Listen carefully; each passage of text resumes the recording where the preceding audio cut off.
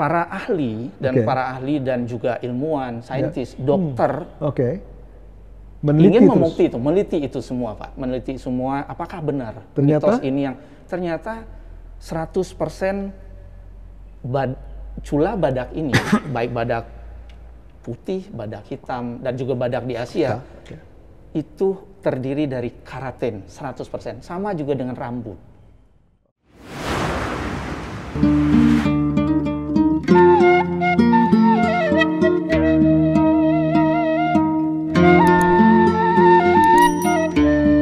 Bismillahirrahmanirrahim. Assalamualaikum warahmatullahi wabarakatuh. Kawan-kawan semuanya, bukan hanya pencinta badak tentunya, yang bergelut dalam bidang konservasi alam dan lingkungan. Kita sama-sama mengetahui bahwasanya badak di dunia terdapat dikenali sebagai 5 jenis. Tersebar hanya di Afrika dan di Asia, termasuk Indonesia tentunya. Sehingga kami harus bangga bahwasanya Indonesia menjadi bagian dari perbadakan dunia dan tentunya menjadi tanggung jawab kita bersama.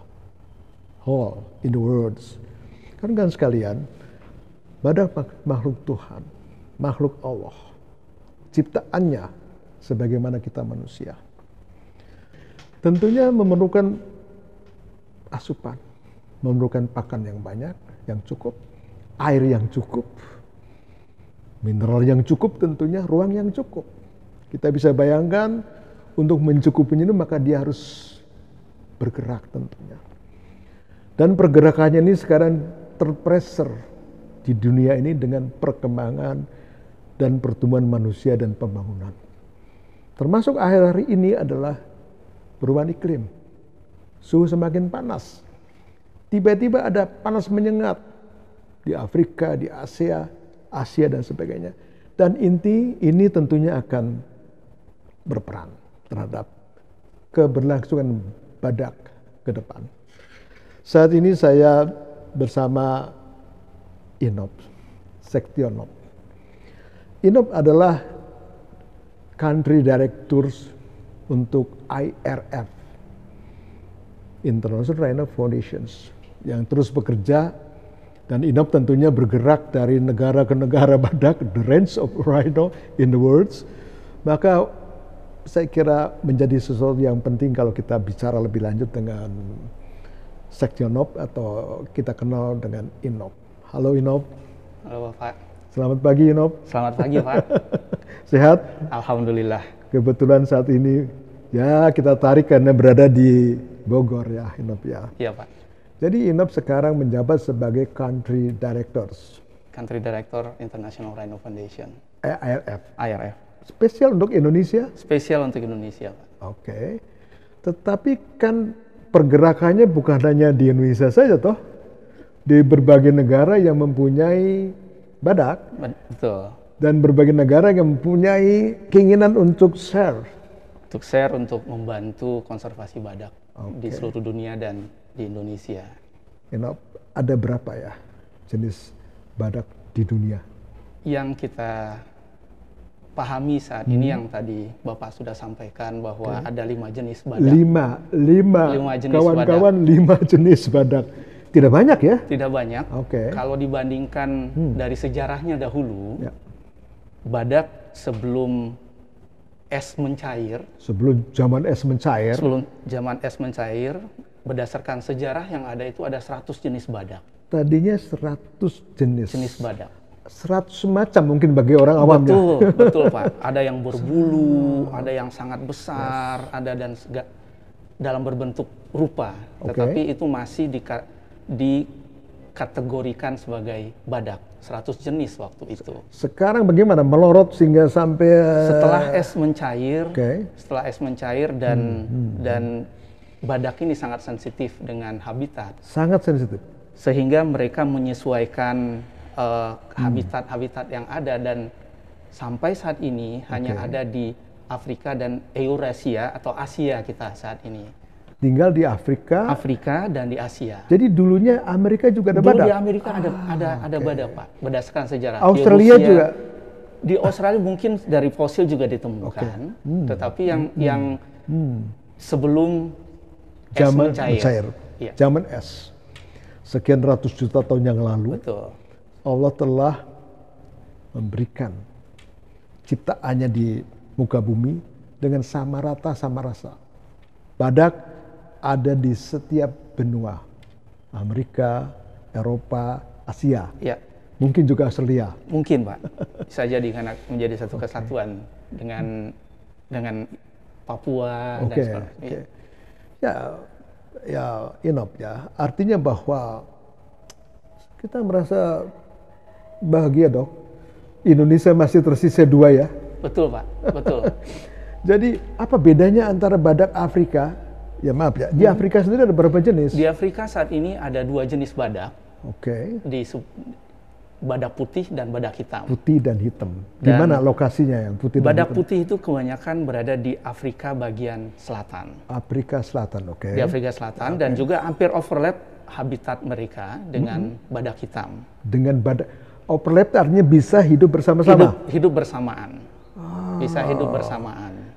Baik. Ada di beberapa daerah seperti di Kruger National Park, kemudian hitam Botswana. sama putih di situ. Hitam sama putih. Apa bedanya dengan badak Indonesia ya? Nah, bedanya yang pertama kalau badak putih itu yang kita ketahui populasinya paling terbesar saat ini. Berapa sekarang? Kurang lebih saat ini kurang lebih 16.000, Pak. Banyak sekali ya? Banyak sekali, Pak. Artinya di seluruh Afrika? Di seluruh Afrika. Dan itu tidak semua negara. Tapi Om Inop, itu di Afrika dan di dalam kawasan-kawasan yang dilindungi? Nah, tidak semua di kawasan dilindungi. Yang sangat menarik di Afrika Selatan dan juga beberapa daerah, ada yang namanya game reserve. Jadi game reserve. Dan itu swasta punya, Pak. Jadi seperti misal ada orang yang ingin menernakan, dalam tanda kutip menernakan badak itu, mereka punya kawasan hutan bosnya? Kawasan habitat untuk badak. Habitat buat badak.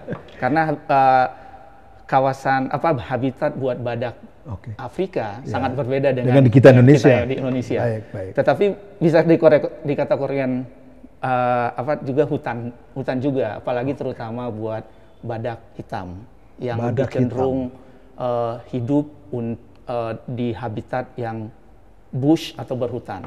Sementara kalau semak belukar. Semak belukar, betul. Sementara yang badak putih itu lebih cenderung di padang pengembalaan atau di grazing area. Oke, masih fokus pada badak Afrika ya? Baik. Apa beda hanya warna saja? Yang pasti ukuran. Warna juga berbeda. Badak hitam memang lebih gelap warnanya. Black rhino, kemudian white rhino. White rhino ini sebenarnya bibir lebar, bukan tubuh putih sebenarnya. Tetapi karena sudah ada black rhino, sehingga memudahkan badak itu menjadi black rhino dan white rhino. Badak putih dan badak hitam. Culanya sama? Culanya sama-sama 2, Pak. Sama-sama 2, tetapi pola hidupnya agak berbeda. Kalau badak putih lebih cenderung untuk berkelompok dan badak hitam cenderung untuk soliter. Walaupun masih ada sosialnya, tapi tidak berkelompok penuh seperti badak putih itu bisa sampai 5-6 ekor. Mereka hidup bersama di dalam satu habitat. Jadi tadi badak putih cukup luar biasa populasi. Iya, Pak. Berkembang. Karena itu adalah kondisi alam atau kondisi bantuan manusia? Banyak faktor. Yang pertama kalau dilihat dari sisi evolusinya, ini badak putih dari turunan badak yang dahulu yang 100 ekor dulu yang ada, ini yang muncul paling terakhir.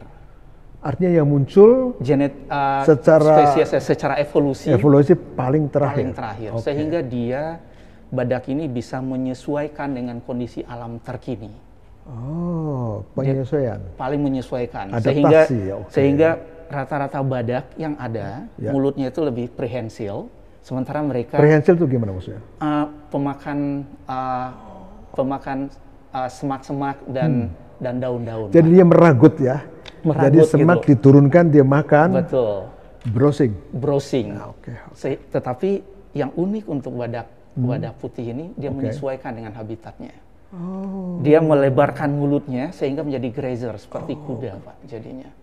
sehingga mereka lebih bertahan hidup dan dibandingkan dengan jenis yang lain untuk badak yang lain di dunia saat ini. Jadi badak putih dan badak hitam tadi. Iya. Bisa bersamaan. Iya. Bisa berkawin kah? Tidak bisa, Pak. Kenapa itu ya? Karena sudah pasti beda spesies dan relung yang ada di mereka itu penggunaannya berbeda. Sudah sangat berbeda. Kawan-kawan, sesama badak ini di Afrika, badak putih dan badak hitam tidak mau kawin karena berbeda apa tadi? Berbeda spesies. Spesies. Ya. Genetik juga berbeda, Pak ya? Genetik sudah sangat pasti berbeda. Oke. Kenapa Afrika dengan white rhino, badak putih itu bisa, ya walaupun adaptasi, oke lah. Tapi manusia kan ingin mengembangkan dirinya dengan membuat ruangannya dirubah menjadi kebun manusia. Betul. Mungkin juga dengan berburu. Betul. Gimana?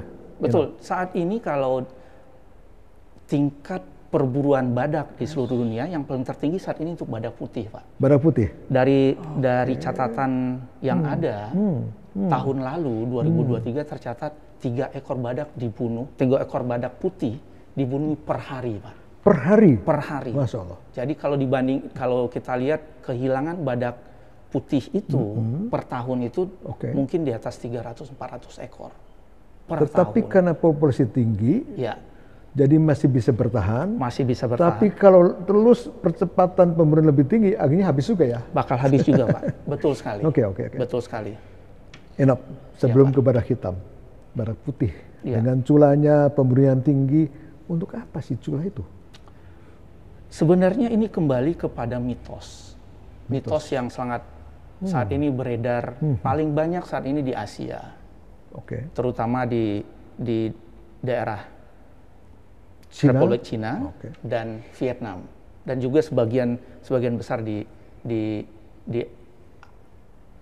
Timur Tengah dahulunya.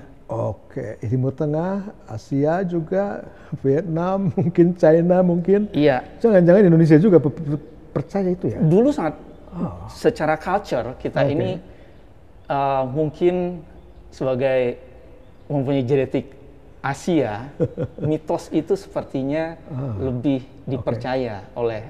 Apa mitosnya itu? Mitosnya itu sangat dipercaya dahulu bahwa yang pertama cula badak itu bisa menjadi obat untuk dibilang afrodisiak, Pak. Obat kuat.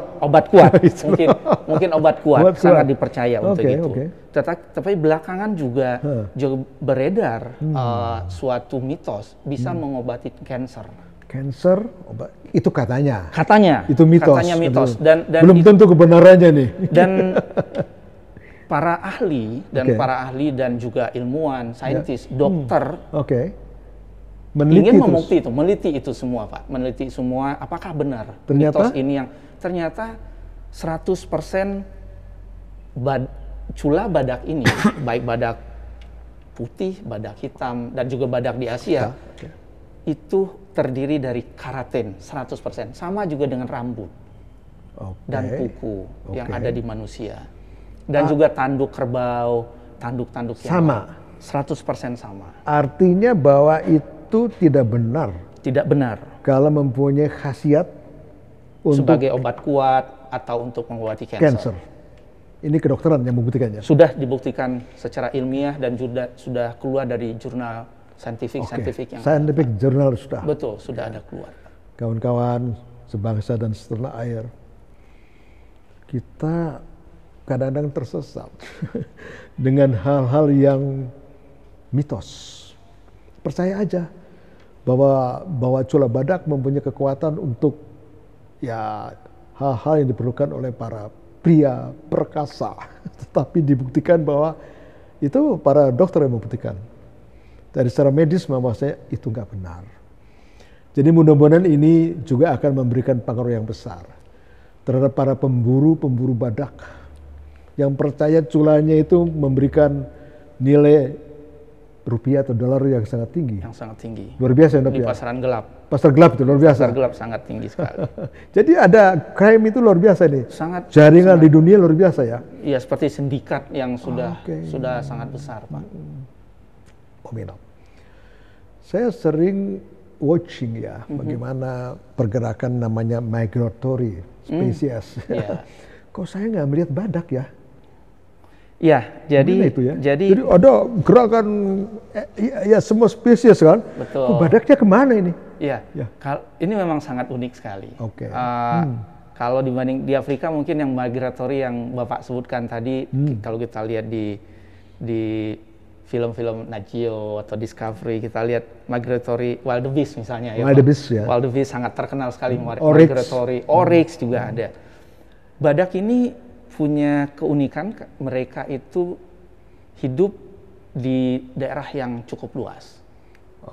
Mereka hidup di seperti badak Afrika itu, mereka bisa mungkin 20 km persegi, bisa satu ekor badak bisa menjelajah. Range-nya. Luas jelajah gerakannya. Begitupun dengan badak-badak di Asia dan di Indonesia terutama. Ya, juga badak Jawa, juga badak Sumatera. Iya.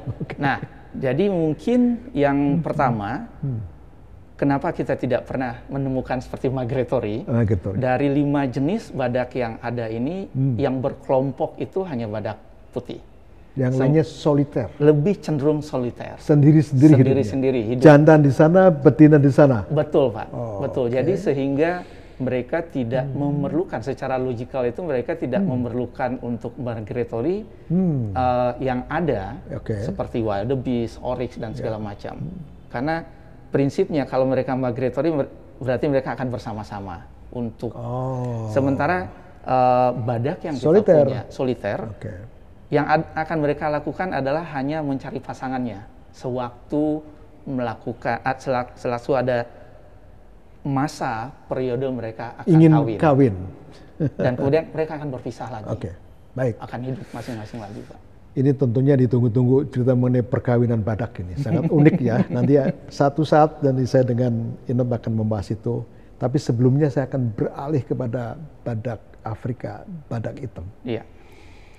Black rhino ya? Iya, black rhino. Tadi bagaimana populasi black rhino?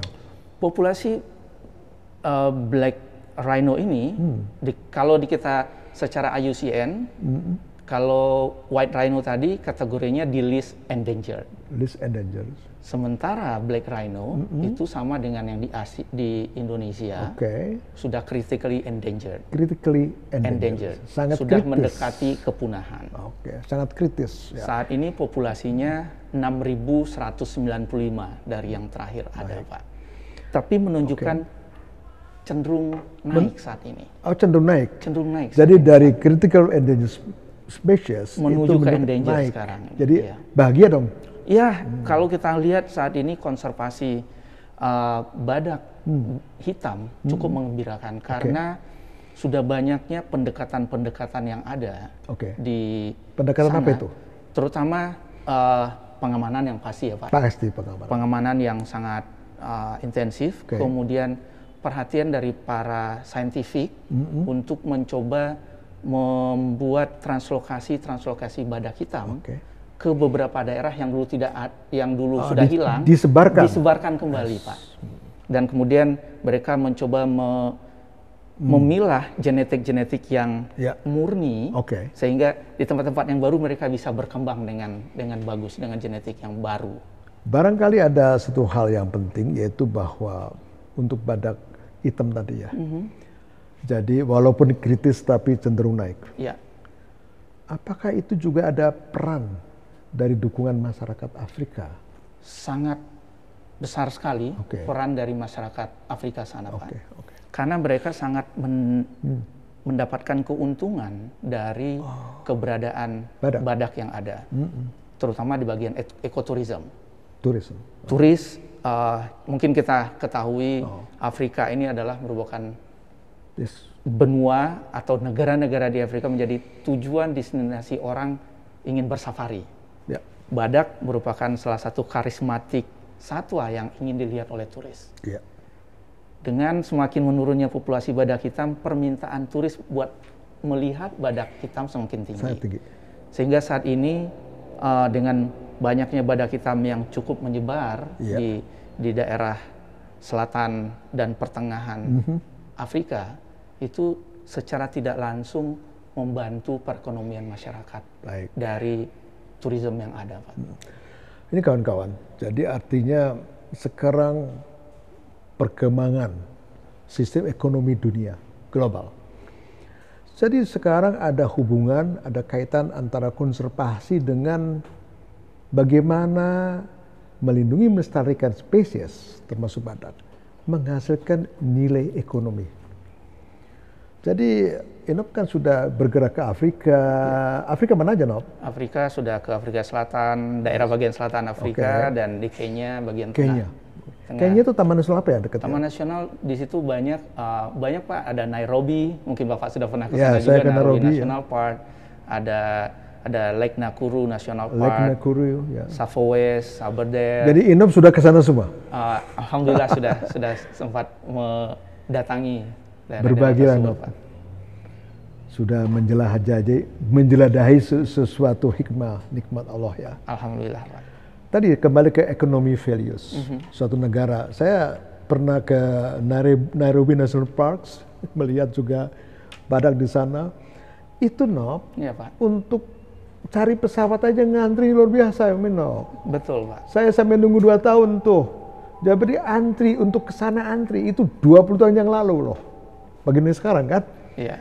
Jadi duit itu sudah berkembang dari mulai tiket pesawat sampai turun ke Nairobi di sana, sampai ke hotelnya saat itu lagi zaman perang sebenarnya. Iya. Genting sekali. Saya dikawal militer di sana tuh ya. Iya. Tetapi saya ingin tahu, sehingga terus terang aja ya, saya memahami sekali bahwa ekonomi itu sangat berkembang dengan namanya ekoturism, dengan basis badak. Betul, Pak. Ya. Barangkali ke Nairobi melihat adanya restoran karnivor. Ya. Gimana itu istimewa? Ceritakan kemudian. Ya, memang karnivor restoran. Dahulu itu memang yang saya dengar berdasarkan sejarah yang ada, waktu dulu satwa-satwa yang bisa diburu secara legal waktu itu dan dipasok ke restoran karnivor waktu itu.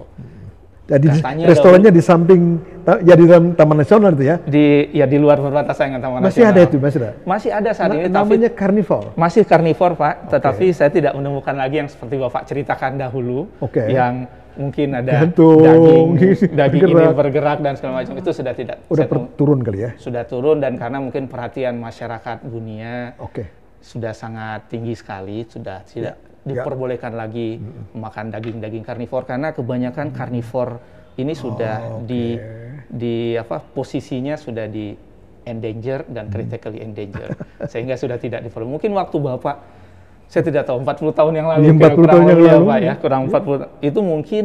Dan saya dengar sejarah di restoran karnivor itu memang seperti itu ada, Pak. Tadi itu satu contoh yang kurang bagus ya, lebih. Saya coba kembali ke badak Asia. Iya, Pak. Jadi kawan-kawan dari Afrika menuju ke Asia.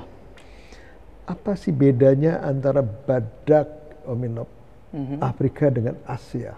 Iya, di Asia ini kalau berdasarkan sejarah yang ada, ini sangat dari setelah es mencair yang dari 100 spesies yang tadi, sehingga mengerucut menjadi sampai 9 yang saya tahu setelah pecah esnya itu, dan akhirnya terjadi benar perbedaan spesies yang hidup di Asia dengan di Afrika.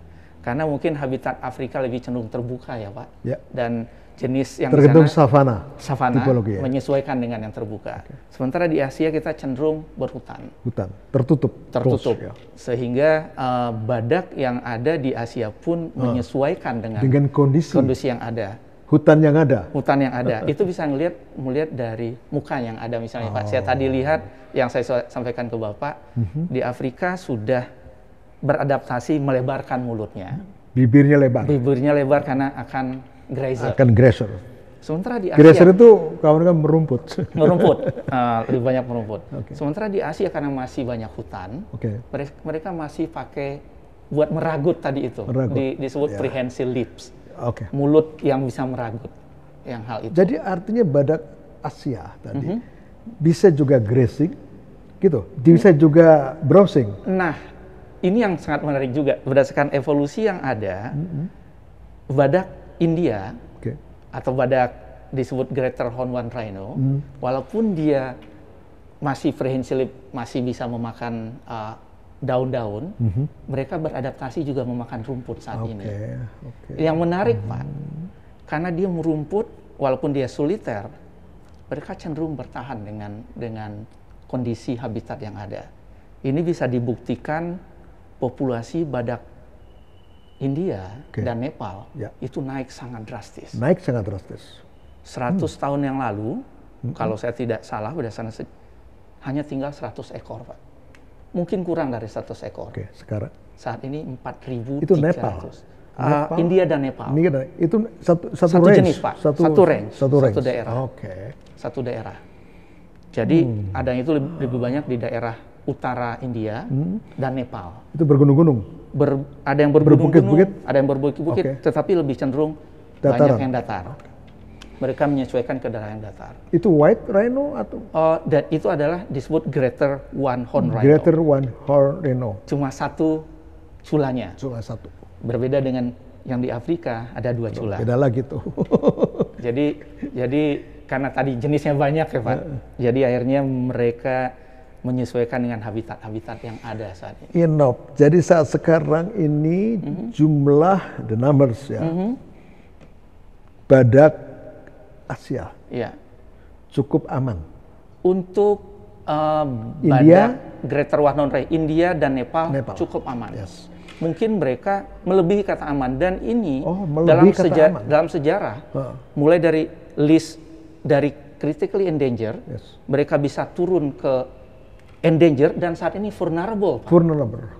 Status di IUCN. Status IUCN itu sudah semakin turun, dan istilahnya mereka sudah menjauhi titik kepunahan. Kritis. Inop ya. Saya ingat, nggak tahu sama-sama Inop ke Kaziranga National Park. Dengan saya, Pak. 2011. Di India. 2000 berapa? 2011. 2011, sekarang 2024. Iya. Kira-kira 13 tahun yang lalu ya? Kurang lebih, iya. 13 tahun yang lalu. Iya. Artinya kita ke sana itu dalam kondisi saat itu di Kaziranga itu kritis atau enggak tuh? Dan waktu itu mereka lagi dalam posisi masih endanger. Populasinya waktu itu masih di bawah 2.000 waktu itu. Saat ini posisinya udah 3.400-an di Kaziranga sendiri. Kaziranga sendiri. Karena saya lihat itu kan badak itu ya cukup banyak ya di sini ya. Cukup banyak. Lalu saya dengar dan kita belajar saya itu bagaimana captures dan memindahkan badak didistribusikan ke tempat-tempat yang rendah badak. Betul sekali. Betul sekali, Bapak. Jadi Kaziranga sebagai sumber di badak India. Stok badak India. Stok badak yang itu yang dipindahkan ke daerah-daerah yang dahulu berdasarkan sejarah ada badaknya dan saat ini kosong, dipindahkan membentuk populasi yang baru. Kawan-kawan, kita sudah mendapatkan suatu kegembiraan ya. Badak Afrika, badak Asia khususnya di India dan di Nepal itu populasinya bertumbuh. Walaupun saat itu terus terang aja, ketika saya dengan Bung Inop ke sana, itu sama saya ragu-ragu ya. Apa namanya, bagaimana cara memanage, bagaimana caranya orang melihat mengenai konservasi, tapi kelihatannya bahwa mereka sungguh-sungguh ya, Om. Iya, Pak. Concern ya, dengan hati, dengan kepala, dengan tangan, dan terbukti bahwa saat ini badak bertambah, status di IUCN berubah, dunia berubah, dunia gembira. Itu mereka memakai prinsip yang Prof Hadi dulu pernah camkan ke saya. Mereka itu percaya, pertama, mereka sangat percaya bahwa mereka akan bisa meningkatkan populasi badak. Percaya. Kemudian, Bangsa India percaya. Percaya mereka akan bisa meningkatkan populasi badak. Sehingga mereka saat itu menerima. Semua masyarakat menerima. Mereka sangat menerima bahwa ini harus kita lakukan bersama. Sehingga pada akhirnya mereka sangat yakin. Bersama-sama dalam hati, yang kata Prof tadi dengan kepala, hati dengan tangan, mereka melakukan bersama-sama. Walaupun perburuan masih tetap ada di sana, Prof. Tetapi dengan kerja bersama, mereka selalu melakukan konservasi ini secara bersama-sama sehingga mendapatkan hasil yang kita lihat sampai saat ini. Akhirnya takwa. Yakin. Iya. Hanya dengan cara yang sekarang itu badak bisa tumbuh. Iya. Kawan-kawan. Saya kira ini pengalaman Afrika. Juga pengalaman India, sama satu lagi Nepal. Ternyata mereka bisa loh mengendalikan badak sehingga badak sekarang menjadi terbukti populasinya naik, bergerak. Saya yakin bahwasanya ujungnya Indonesia. Sampai saya susah ngomongnya, Indonesia juga bisa. Kita alhamdulillah punya badak Jawa, badak Sumatera dengan perbedaan secara biologis. Dan kita sudah panjang lebar cerita mengenai badak Jawa dan badak Sumatera. Dan kita bergerak terus untuk share pengetahuan, bagaimana juga pendukungan karena ya bersama pemerintah tentunya, bersama KLHK. Dan alhamdulillah kita sudah eksis tuh Indonesia in the front area yang mampu juga seperti insya Allah, seperti Afrika, seperti India, seperti Nepal. Saya berjanji tadi pada kawan-kawan, kalau soal numbers populasi udah oke lah, Indonesia aman lah. Tapi ada cerita yang menarik ketika kita bergelut dengan badak Sumatera. Badak itu adalah soliter tadi. Uminov mengatakan, jantannya di sana, betinanya di sini. Jangan-jangan kurang lebih 60 km jaraknya. Bisa jadi, Pak. Bisa jadi. Itu kalau ingin kawin itu gimana, Uminov? Ya, jadi berdasarkan dahulu kita memang tidak mengetahui banyak literatur mengenai masalah badak Sumatera ini. Literatur badak Sumatera dan badak Jawa dibandingkan dengan badak Afrika dan di badak India itu memang sangat sedikit sekali. Tapi dengan keyakinan tadi, dengan seiringnya waktu berjalan, teman-teman melakukan penelitian, akhirnya kita mengetahui bahwa dalam 1 bulan itu ada fasenya badak Sumatera dia akan bertemu untuk kawin. Siapa yang menggerakkan itu fase itu? Nah ini jaraknya jauh. Ternyata mereka jantan dari yang kita lihat itu menyemprotkan feromon. Zat feromon. Zat feromon mungkin kalau kita melihat secara umum seperti anjing, anjing mereka menyemprotkan atau kucing menyemprot, hampir sama seperti itu, Pak. Jadi jantan menyemprotkan. Apa artinya tanda menyemprotkan itu? Jadi seperti spray. Ya, spray artinya untuk apa? Untuk menarik betina. Karena betinanya 60 kilo. Dan itu makanya ada keunikan dari badak. Penciuman dan pendengar mereka. Walaupun matanya kecil. Mereka mungkin hanya 20%, hanya 10% menggunakan matanya, Pak. Jadi kawan-kawan ini, mata yang kecil Allah mengendaki supaya dia tajam. Dan diperkuat dengan penciuman. Penciuman yang sangat diperkuat tajam. dengan pendengaran. Sehingga sempurnalah sang badak. Sehingga bagaimana cerita betinanya yang jauh tadi itu? Mendekati gitu? Jadi mendekati. Mendekati dari mereka berputar itu, dalam periode 1 tahun ada disebut kalau teman-teman dokter hewan bilang follicle di female-nya, di betinanya itu sudah mulai matang, dia cenderung untuk mencari sang jantan. Akhirnya ketemu dan mereka akan kawin. Setelah kawin cuma 3 hari waktu yang ada, Pak, dan pisah. Dan ini tidak menjamin akan ada kehamilan. Kawan-kawan, luar biasa ya. Jadi tidak seperti manusia yang kapan saja bisa hasrat untuk berkopulasi, tetapi badak itu diatur kelihatannya. Luar biasa pengaturannya, Allah maha kuasa, tetapi ada dampaknya, ini juga ada pengaruhnya, sehingga jumlah itu menjadi kecil ya. Betul, Pak. Karena hamilnya berapa lama? Hamilnya itu 16 bulan. 16 bulan hamil badak. Berarti 3 tahun lagi mungkin baru bisa anak lagi. Baru bisa lagi. Jadi dari lifespan-nya badak Sumatera kan cuma 40 tahun. Dan berdasarkan literatur yang sudah kita pelajari, badak betina baru siap untuk hamil itu umur 7 tahun atau 8 tahun. Jadi kalau dia bisa hidup normal sampai 40 tahun, badak 40 tahun? 40 tahun kurang lebih, Pak. Jadi kurang lebih 1 ekor badak itu kalau normal hanya bisa memproduksi maksimum 4 ekor badak. Selama hidupnya, life cycle-nya. Jadi wajar kalau ini rendah? Iya, untuk badak Sumatera iya. Wajar. Badak Sumatera, badak Jawa ini juga perhatian kepada kita semua sebagai khalifah Allah. Itu badak harus kita tolong lah. Iya. Dengan kepala dan hati. Karena memang laju kelahirannya rendah banget. Siapa lagi yang mau nolong kan gitu kan? Iya. Saya kira mari kita semua Iya, Pak. Bertekad untuk melindungi badak. Iya.